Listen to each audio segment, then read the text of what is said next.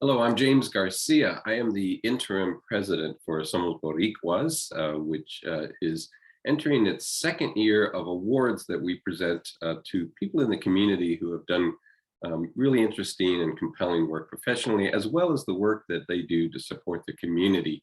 And we'll be celebrating that upcoming next week, actually. I think it's next week. Yeah, well, the week of the 15th, I should say.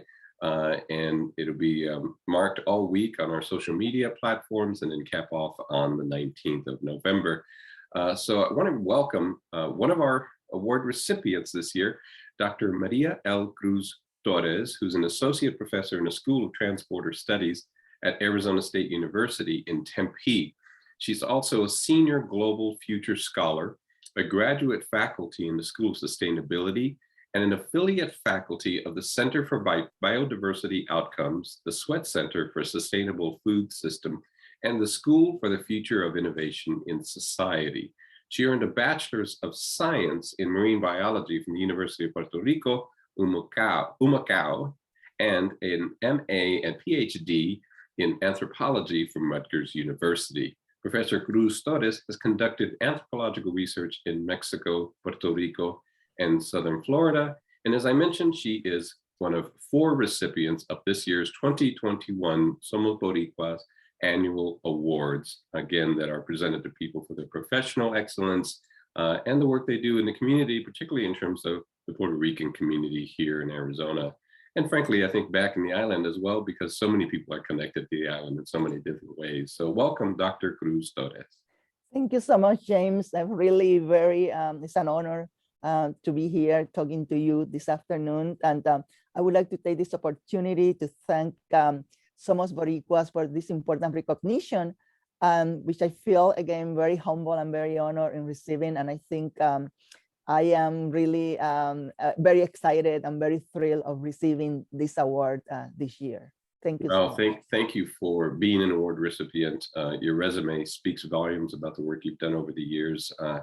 And as we mentioned, it's not just your professional achievements, but also your connection to the community at large, and perhaps mentoring and that sort of thing. Now, let's if we can start a little bit for the audience about where you're from. Are you originally from Puerto Rico? Yes, I was born and raised in the town of Yabucoa, actually in a rural community within the town of Yabucoa on the east coast of Puerto Rico. And then I went, all the way from kindergarten to college in Puerto Rico. I pursued my undergraduate degrees at the University of Puerto Rico, Humacao. Then I went to Rutgers in New Jersey for graduate and PhD degrees, but all my family is still back in Puerto Rico. So I get to visit the island very frequently, plus I'm conducting new research also in Puerto Rico. I've been doing research again in the island for a while now. So that always gets me back to Puerto Rico. No, that's nice. I mean, you can at least combine work sometimes with the pleasure of seeing your family. So that's always a nice connection. Talk to me about what took you from your family upbringing to college and all things marine biology, which is a very unique and interesting field career. But how did you get from growing up with your family to deciding I'm going to be the one that's going to go to college? Because I understand you were the first person in your family to go to college. That's correct. I was the first person in my family in getting a PhD, or the first person going to college and then later on getting a PhD. And at that time, I have no much knowledge about marine biology. I wanted to be a physician. So I went to college with the idea that I wanted to become a doctor. I think what really got me through, gave me the idea to go to college was because I got really good professors, really good teachers in high school who really motivated me, encouraged me to pursue a university degree. I always been very grateful to those professors, especially also when I was in middle school. I have the luck of working with, very lucky to work with some of the teachers who really always encouraged me. And they were really like an inspiration to me because I didn't have that, within my family. I mean, my parents didn't get to go even to complete high school or to even go to the university. But I always found really good mentors in school, in high school, middle school, and then when I went to college as well too. So I got to college with the idea that I wanted to study medicine, and I spent 2 years, 2 summers actually, at medical school at the University of Puerto Rico. And then I decided that wasn't what I really wanted to do. And was it the sight of blood, or what was it that discouraged you? It was discouraging me. I think it was really, I didn't see people like me, you know, I didn't see people like first generations, like a lot of the students at that time that I met, they also, their parents were doctors, you know, they were physicians. So they had that tradition in their families. Yeah. They had that kind of connections, and I didn't know better. I didn't have those connections, and I felt that it was I think it was going to be very difficult for me. That was one reason. The other reason was that I just didn't kind of like the you know, like being in, you know, the hospital environment. That wasn't for me. I really like the outdoors, and I like to do Well, the marine biology thing then makes sense if you like the outdoors. And what connected you to that as a field? That's very interesting, because I think when I was in college, I met these wonderful professors and who were marine biologists, and a lot of the other students, and I became, you know, friends with some of the students, and I learned more about marine biology, but also because I grew up in a coastal area, you know, there is a beach, and my father has friends who were fishermen, for example, and at that time, and so we always visit them, like, you know, like on Sundays, for example. And so I learned more, you know, growing up in an island environment. I think, you know, I learned a lot about the importance of the ocean and all the coastal resources for people like me. So when I went to college, then I met these professors. I became very motivated then to change from pre-med to marine biology, and I decided to pursue marine biology as an undergraduate degree.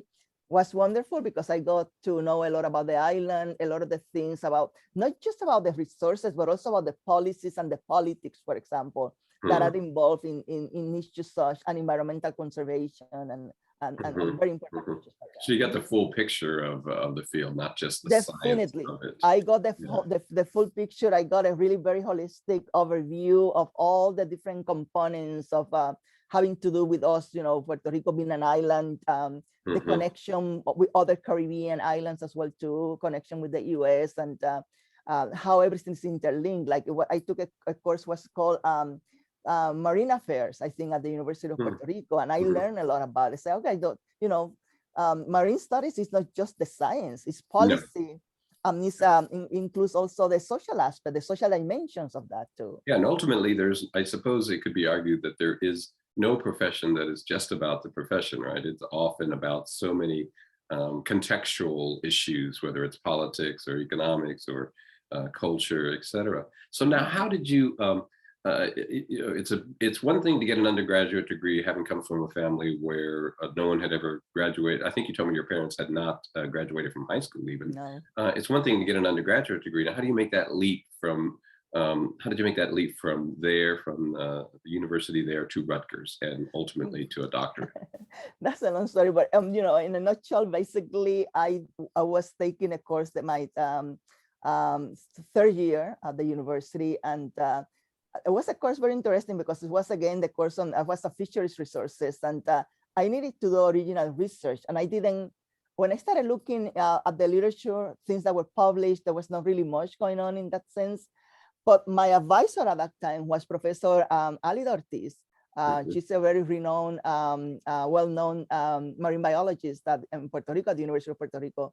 Okay. He connected me with some other professors at the University of Mayagüez who were conducting a study of the fishing communities in Puerto Rico, or the whole island. And they invited me to participate with the idea that I would do part of the research, and then I could use that research for my kind of a little mini thesis that I was writing for this class. Okay. So it happened, you know, like a lot of things happen, like, I don't know, by maybe accident, but it happens that the person who was leading that study was a professor at Rutgers University. Oh, okay. Who came to Puerto Rico for spring break. She came to the university, she met me, she liked my work, and she invited me to apply to Rutgers University. I ended up going to Rutgers because of her, and she's also an anthropologist, but a person who specializes in an area within anthropology, which is environmental anthropology. And she was doing research in Puerto Rico. She was doing research in other places in New Jersey, having to do with, you know, fishing communities, but also coastal resources and coastal communities and coastal families in So general. this has become your field, right? I mean, environmental anthropology, ultimately. And I see a thread also, feel free to comment on this, between just your real life experiences with your own family and growing up, as you mentioned, of course, on an island, but ultimately the decisions that you made as a scholar in terms of what you wanted to pursue. And so talk about your work now and your research and how that ties back even to your origins. It is very interesting because I think, growing up again in a coastal town like Yabucoa has a long history of using, the ocean for many different purposes, and doing my research in coastal communities in Puerto Rico, especially on the East Coast, Humacao, Fajardo, Nahuabo. I think I always wanted to pursue that. I think I learned so much about, not just about the natural resources, about the fisheries, or about even like, coral reefs or any other natural resources, but I learned how people use them. How can we use them? What are the functions of those resources? Right. So I ended up doing more research in Mexico from there. I decided that, I had the opportunity of working in Puerto Rico already. So for my doctoral dissertation, I went to Mexico, and I went to live in two small coastal communities in Mexico, very rural communities, very similar to the communities that I grew up in Puerto Rico. I mean, I felt that I actually was in Puerto Rico. Yeah. What were those communities? Where were you in Mexico? They were in the state of Sinaloa, which is on the Pacific coast of Mexico. One of the communities was called, there were two main towns. One was Rosario, the other one was Esquinapa. But there were two communities on each one of those towns that were very rural, and that they have a lot of very similarities with the way I grew up in Puerto Rico. And except maybe people spoke Spanish a little slower. A little slower. And their food was a little hotter. And their food was a little hotter, maybe. It took me a while to kind of get into the Mexican, especially rural Spanish in Mexico. It's a little bit different. It's a little different, yes. But I remember, like, people were so welcoming. They really wanted to know more about Puerto Rico. They, every morning I woke up to in Mi Viejo San Juan. They always play that song in the morning for some reason to wake me up in the whole community. Oh, that's nice. So they were welcoming. And so did the work that you did there, has that carried through in your career in terms of your scholarship? It has carried through my career. I was able to publish. I was able to develop very strong relationship with people in Mexico. In different areas, not just there in the state of Sinaloa, but also in Baja California. And then also enabled me, because I always said, I want to get experience. I want to do something, because Puerto Rico, I started doing research as an undergrad. Actually had a publication, a small publication that was published by the Sea Grant program of the University of Puerto Rico in Mayagüez. And I said, I wanted to gain some experience, because I wanted to compare how was like in other communities, like rural communities like mine, how was for people growing up, especially for women in those kind of communities. Yeah. And I learned a lot. I had a lot of support from people at all levels in Mexico. But then, more recently, I decided, okay, I think I'm finished that stage, and I wanted to go back to Puerto Rico. I wanted to revisit a lot of the communities that I studied when I was an undergrad. And so my latest research had to do more with the aspect of food security, and I would say the role of the contribution of coastal resources like fisheries for coastal communities, especially in Eastern Puerto Rico. Yeah, when we talk about food security, obviously there are so many parts of the world where that's critically important, vast areas of the world. It strikes me that that those issues are going to be exacerbated as we start to deal with some of the serious environmental issues. It's one thing for, say, me living in Phoenix, middle-class life, to try to respond to those pressures. Completely different thing if you're on the coast in Mexico, as you mentioned, or in Puerto Rico, and doing this for a living and part of the hatcheries there. I mean, what should people know about how those communities are being impacted, and what have you learned? I learned a lot, especially after Hurricane Maria. I think that's when I have been doing, because all my family, so I always go home every summer, at least every summer. So I always have the opportunity, and I started doing some, before that, I was collecting some of the oral histories of the importance of fishing in some of the communities. And but I decided after the hurricane, I think that shifted a little bit, because I found that, for people have, when I talk to people in some of the communities, they say that, because at least they have something, in some cases they have fish they can eat. There were women, for example, who were preparing, pastelillos, empanadas, things like that, that were provided for the whole community during the, after the hurricane. So it became really an important source. You mean because food couldn't be imported as easily? Could be, because I think that was what they had available at that time. Okay. Even after the hurricane, there were some fishermen who were able to continue fishing. There were some communities in which, food was really scarce. They had to really depend a lot of what was given to them. And there must have been a lot of equipment destroyed as well. There was a lot of equipment. A lot of the fishermen actually lost a lot of the boats and equipments. Some of the fishermen actually were able to do, a lot of them do scuba diving. So some of them were able to continue doing that.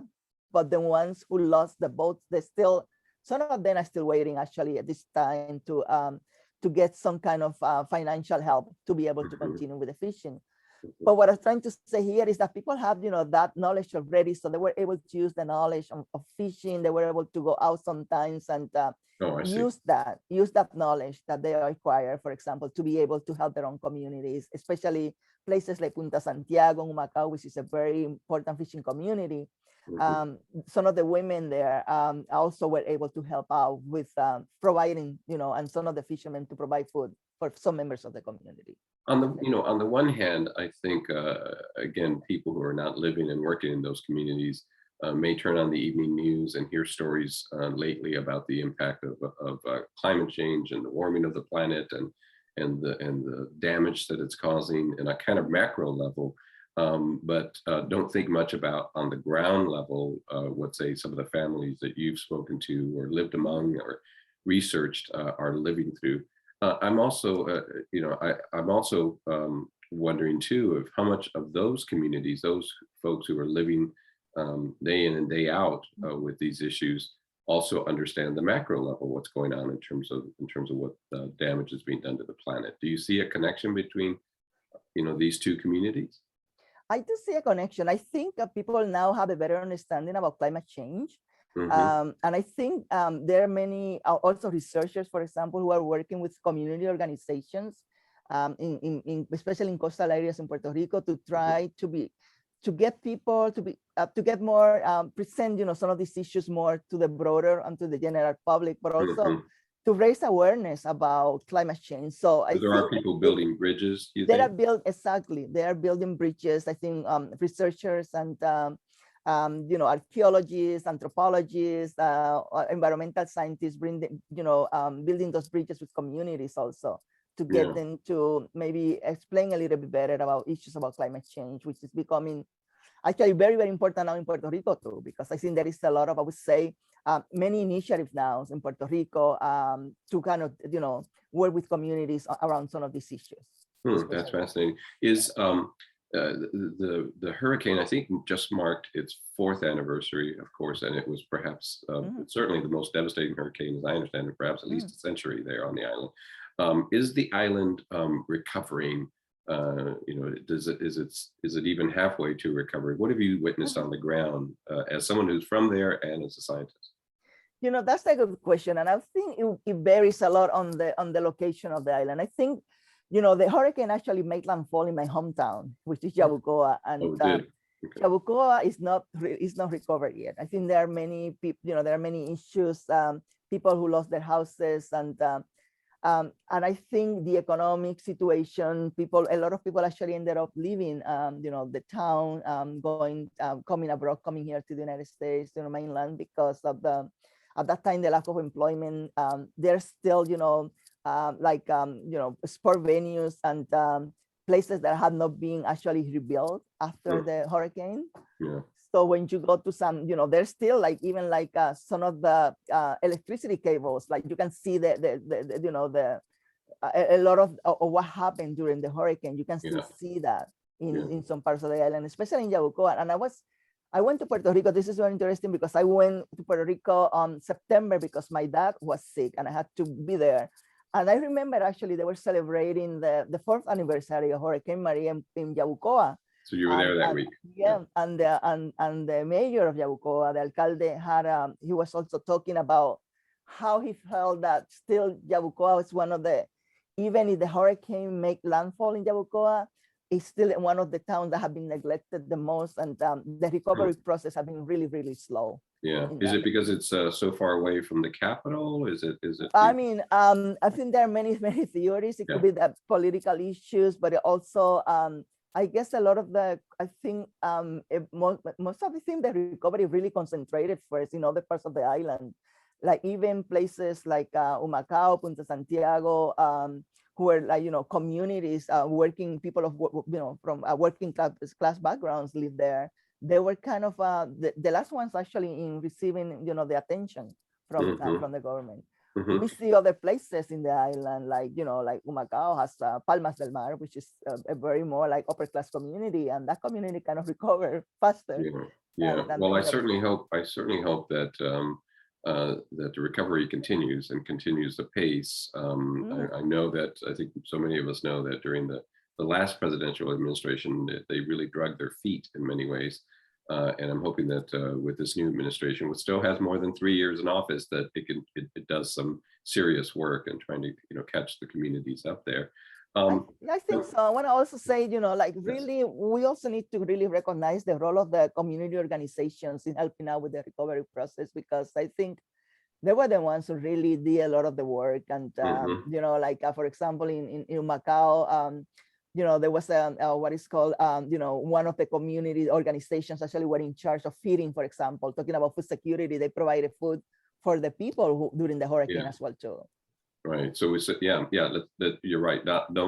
Don't neglect to recognize the kind of work that people did in their own communities, and people abroad as well. I mean, I know that here in definitely. We have the Center for what is that? The Puerto Rican Center of Arizona. At that time was led by Nidia Stewart, and they did and I actually volunteer a little bit there too, and kind of collecting that happened a lot around the country. To the island. Definitely, that was an effort made here to be sent. That's so important. That's so important. So speaking of Puerto Rico in general, and kind of your background there, and now that you've been here for some time, I mean, first talk to me about what brought you physically to the desert. It is basically my job. I was in California, and at that time, and then came the opportunity to me here. There was so I, basically my job here at the university. That's what there's, I mean, a marine biologist. I know, in the desert. In the desert is always, it's a little like someone told me recently that don't eat lobster in Phoenix. We're too far from the coast. But you've obviously made a very strong career here, and have a strong track record in terms of your scholarly work. What's it been like for you just culturally to be in Arizona? It's been very, it's been kind of isolating at the beginning. When I moved here 15 years ago, there were not many Puerto Ricans, not even at the university. Which is very interesting, because we don't, I felt that people didn't know a lot about Puerto Rico, honestly. No. People thought that Puerto Ricans, we were, like in another place somewhere, like one time they say, oh, no, Puerto Rico, someone told me, oh, Puerto Rico is just in Mexico. They said, no, it will be Mexico. We're not, They thought it was part of Mexico. Explaining basic things like that it's still, it's still an issue here. I think people still don't have a lot of knowledge about Puerto Rico, and I'm trying we're trying, a couple of us, like we had a Puerto Rican symposium just to create awareness about who we are as Puerto Rican community, and the things, our different traditions, but also some of the major issues that we face. And this is something that I want to develop here, to be able to develop and make that connection a little bit, bigger, so people get, especially students, because we have students from all over the world. Right. It is nice for them to get to know even about Puerto Rico, the Caribbean, because it's so different. It is so different from the context in here. Oh, absolutely. And not to, we shouldn't assume that anyone who watches this knows that Puerto Rico is part of the United States of America. It is just off the coast of Florida. Everyone who's born there is an American citizen. And you know, that's really interesting, is because we actually been talking and teaching this class this semester, and I've been talking a lot about Puerto Rico. And Yes. yeah, one of the students are surprised all the time to learn that, yeah, we are US citizens, that You're a Puerto US Rico is citizen. part of the United States. And so they always have a lot of questions, and they're very curious about learning more about the island. And I think for me as a professor, that's what I'm trying to do, to create the awareness, and also, you know, to kind of even just bring, you know, like, you know, to teach students a little bit and create, yeah, about Puerto Rico, because I find that we don't have that many classes here at the university. Now we have a growing community here also in the Phoenix area, in other parts of Arizona. I that was going to think- ask you about that. Has the community grown? Are you starting to feel like there are more connections to Puerto Rico here? Definitely. Since I moved here, you know, I would say that the community has grown really a lot. I think now, you know, have this organization, Somos Boricuaz, something that didn't exist when I moved here. When I'm doing, you know, then a few years ago, we had the Puerto Rican Center also of Arizona, which is really also helpful. And I think, you know, having that, and I think also it's growing in the sense that I'm having more Puerto Rican students now at the university. We have okay. Yes. graduate students, undergraduate students. Do they gravitate toward you? Many years ago, when I worked for a newspaper in Texas, sometimes I would get phone calls at the newspaper just because of my last name from Mexicanos in the neighborhood. They would say, "Oh, Garcia, I need to call that person." Do the students gravitate to you? Some of them do, especially the graduate students, and even the undergraduate students, when they find out, because it's such a big university, and we don't really, I mean, this is something that we want to start, I think, talking. We now have more Puerto Rican colleagues in other schools, and we, you know, try to meet at least every year and organize the Puerto Rican Symposium, which is something that gives most, you know, more visibility to us as well, and to the students. So we do have more students who, when they find out, oh, you know, oh, this professor is for Puerto Rico, Puerto Rican, definitely they will contact me, or they will contact any other of my colleagues as well too.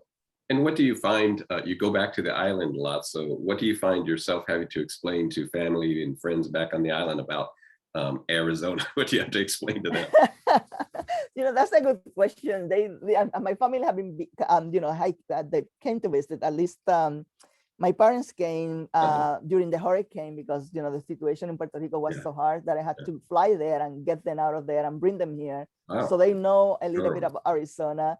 The thing that strikes them the most about Arizona, or what they hear a lot in the news, is about the heat of Arizona. About the heat, of how course. hot it is, the desert, the dry environment, you know, the lack of, so they always worry, you know, like about where do I find Puerto Rican food and things like that too. Of course, yeah. The politics, of course, politics of Arizona. And you should tell them that one of the other award winners this year is Wesley Andujar. Who is the owner of the Latin Puerto Rican Bar and Grill. So there is actual Puerto Rican food here that they can enjoy, and there's a few other places as well. Well, do you now? If as I mentioned at the beginning, we're also always interested in people who are just doing work in the community, and you've already spoken about some of the connections you have to students and so forth, and your symposium that you put on. But how important is it for you to try to maintain a connectivity with the community as well as your it is really important for me, because again, ones feel very, very isolated within the university. We are very few of us, basically. I don't have that kind of cultural connection that I need. For me, it's very important because I grew up in the island. So, I'm trying to, attending I used to attend when they had the meetings for the, Puerto Rican Center of Arizona. Making those connections with the community is key also, not just for my personal, for my personal being, but I think in general also, because I think that provides me with better knowledge about what is the situation, and maybe there is a way that I can help out too, as a researcher and as a person who is here at ASU, maybe kind of, help people in many ways, maybe to people in the community who want to come, to study, who want to enroll at the university, but also, maybe opening other opportunities too, or creating more spaces actually, where we, as a Puerto Rican community, depending where we are, can come together to kind of talk about issues that are important to us as a community, because we don't have that space very often here. Yeah, important as a community to the Puerto Rican community, and also even connecting, because so many Puerto Ricans in the U.S. have real tangible connections to family on the island or friends on the island, right? That keep the public informed and educated about what's going on the island, right? And it's because it's easy for people to get busy and they go, oh, that hurricane happened 4 years ago, everything must be fixed. And of course it's not, right? It takes a No, long and I time. always think, as an anthropologist, for me, it's really important to be in, because my work is with communities, basically. Yes. So I always have this, for me, it's important to be part of, I feel like I belong, I have that sense of belonging, of identity by being part of the Puerto Rican community, something that really I identify strongly with.